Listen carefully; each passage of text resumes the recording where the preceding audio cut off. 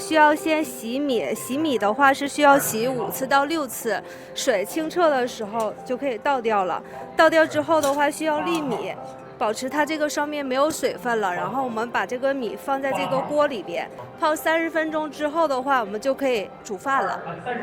煮饭的话是需要煮40分钟，煮40分钟之后的话需要再焖5分钟，拔掉之后再焖5分钟。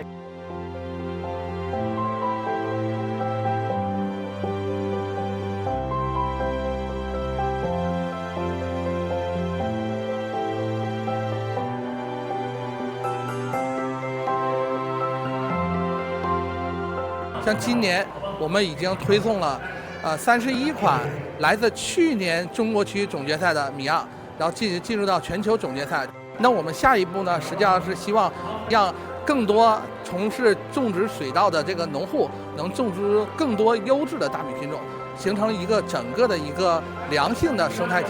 体系。